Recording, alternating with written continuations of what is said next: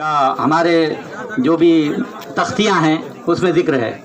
आप ये जहन में रखिए कि सन 1919 में जो उन्होंने जिक्र किया सत्याग्रह तहरीक का नमक सिविल नाफरमान तहरीक का जो जिक्र किया है अभी शाम डाबरे साहब ने, उनकी बात को मैं थोड़ा आगे बढ़ाते हुए कहता हूँ आपको कि सन 1919 में जब शेखुल हिंद मुफ्ती महमूद अल हसन साहब देवबंदी रहमतुल्लाह अलैह आज़ादी के खातिर 6 साल माल्टा जेल में रहकर आ रहे थे, उस वक्त महात्मा गांधी जी डॉक्टर मुख्तार खान मुंबई के कोठी पर उनके इस्तेकबाल के लिए तशरीफ़ ले गए और हकीम अजमल खान भी उनके साथ में थे।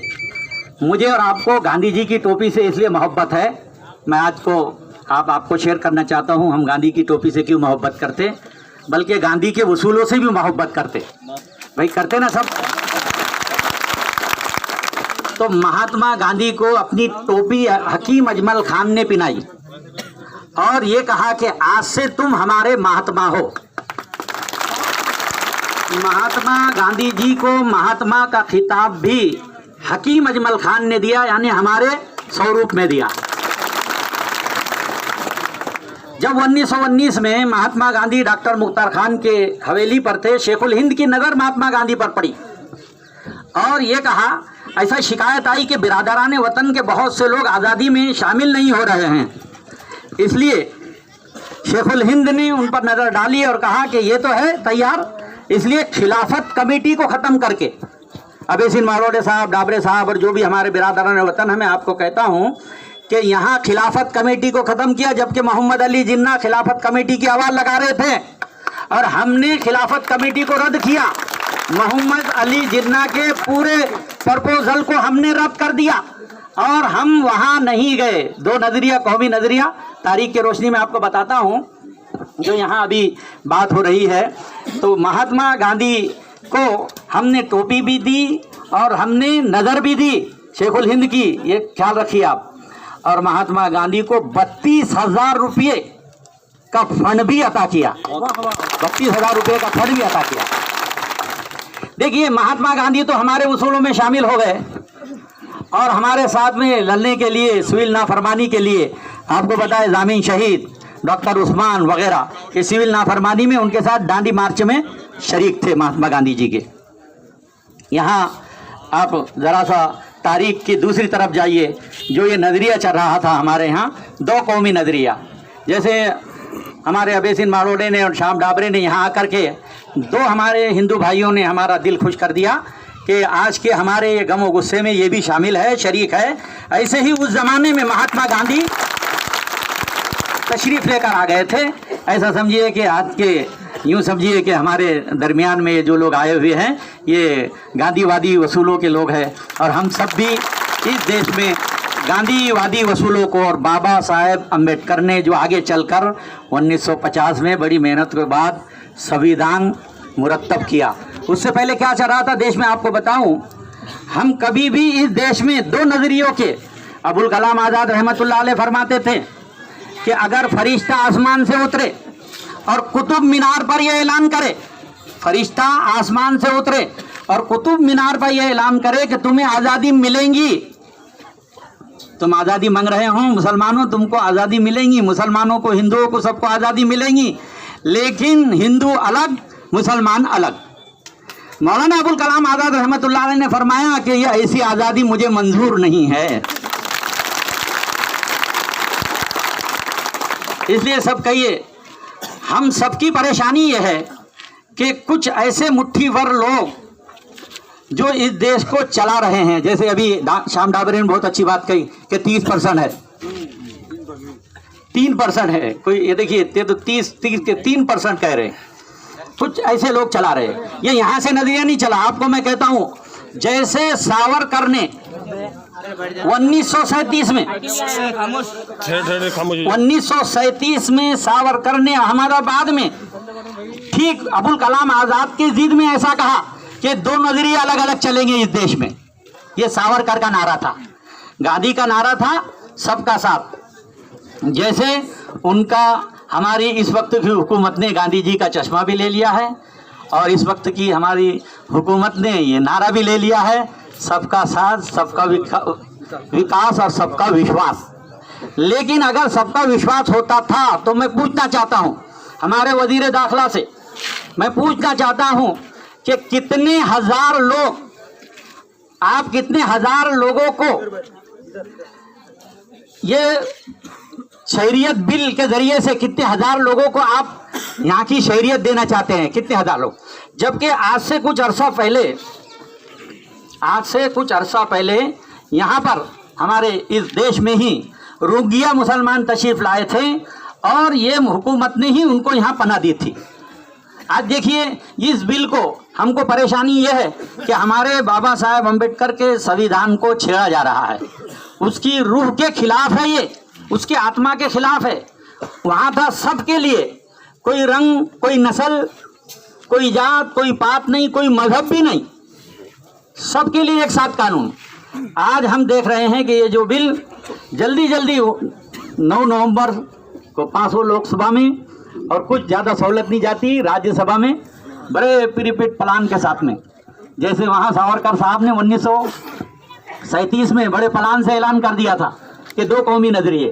अबुल कलाम आज़ाद ने नहीं कहा, महात्मा गांधी ने नहीं कहा, बाबा साहेब अम्बेडकर इसको नहीं मानते थे, लेकिन ये पेश किया गया और वहाँ से ये चला। और सन 1938 में मोहम्मद अली जिन्ना ने कबूल कर लिया। और देखिए मौलाना महमूद मदनी कहते हैं कि हम हिंदुस्तानी मुसलमान बाय चांस नहीं है बल्कि बाय चॉइस है। हम बाय चांस नहीं है बल्कि बाय चॉइस, हमने कबूल किया। और मुझे याद है अबुल कलाम आज़ाद की वो तकरीर, जब 2 लाख मुसलमान जामा मस्जिद में दिल्ली के आए थे और आखिरी नमाज पढ़ रहे थे जामा मस्जिद में, 2 लाख मुसलमान। अबुल कलाम आज़ाद ने कहा था, तकरीर है उनकी, कि ये मस्जिद के मीनारे तुमसे झुककर सवाल करते हैं, तुमने अपने तारीख के सफ़ात को कहाँ गुम कर दिया है। अभी कल ही की बात है कि जमुना के किनारे तुम्हारे काफिलों ने वजू किया था, अब तुम्हें दिल्ली में रहते हुए खौफ महसूस होता है, हालांकि दिल्ली तुम्हारे खून से सींची हुई है। अबुल कलाम आज़ाद ने यहाँ से जाने वाले काफिलों को रोका। क्या अबुल कलाम आज़ाद ने इसलिए रोका था कि इनको घुसपैठी करा दिया जाएगा, इनसे वफा का सनद मांगी जाएगी, इसलिए किया था अबुल कलाम आज़ाद ने। यहाँ पर लाखों मुसलमानों ने शहादत का जाम नोश किया। अबुल कलाम आज़ाद ने पूरा हिंदू मुस्लिम एकता, और हमारा तो देश ही है अनेकता में एकता, हमारा देश है अनेकता में एकता। और शायर ने बहुत अच्छी बात कही है कि चमन को ज़ेब है इख्तिलाफ से, गुलहाए चमन से जीनते चमन है, गुलहाए रंग से जीनते चमन। चमन को जीनत है, सब रहेंगे तो जीनत है।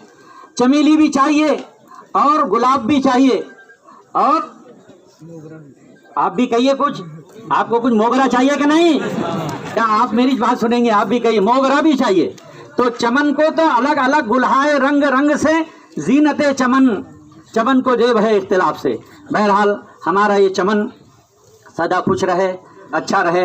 होता है चमन के मालिक को कुछ तकलीफ़ें तो होती है, और चमन में ऐसे कांटे कुपाटे तो निकलते ही रहते हैं, जिसको हम साफ करने के हम हिंदुस्तानी आदी है।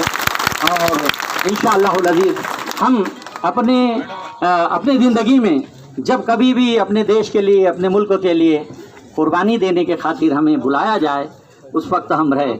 मैं आपको कह रहा था, एक बात शेयर कर रहा था कि भाई कितने हजार लोग ऐसे हैं, पहले इस बिल को लाने से पहले कितने हजार ऐसे लोग हैं जिनको सताया गया पाकिस्तान में, जिनको सताया गया बांग्लादेश में, जिनको सताया गया अफगानिस्तान में। कितने लाख और कितने हजार लोग हैं, पहले इसकी भी तो तहकीक की जाए।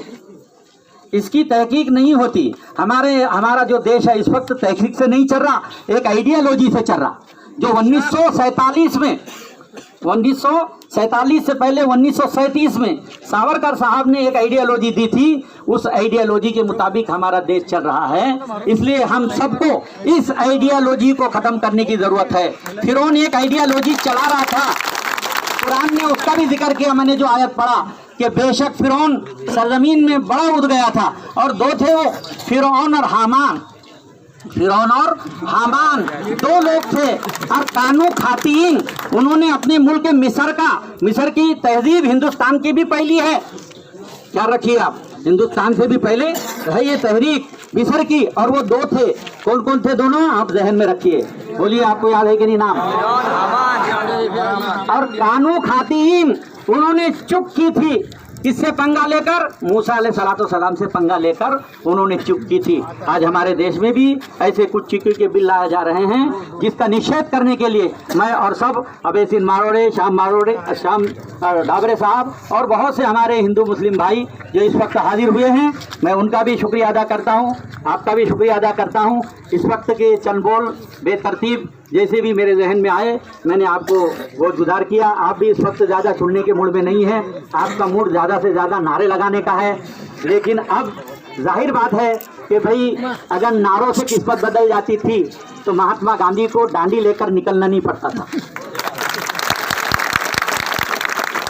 ये जहन में रखिए। तो ये नाराबाजी, ये जो कुछ है, ये चंद हमारी दिल की भड़ा से निकालने के सिलसिले में जो कुछ भी हमने किया है। लेकिन हमें कुछ मुरत्तब प्रोग्राम जमीयत उलमाए हिंद के तरफ से जैसे जैसे प्रोग्राम आएंगे, जैसे आज सब हजरात ने आपने लब्बैक कहकर हमारे सभी आए हुए अहबाब का मैं अपने बहुत ही खुशदिली के साथ और पुरुष खल आपसे अल्हम्दुलिल्लाह हमारे 2-5 साथी निवेदन देने के लिए अभी जाने वाले हैं माननीय तहसीलदार साहब के सामने। आप जरा सा अपना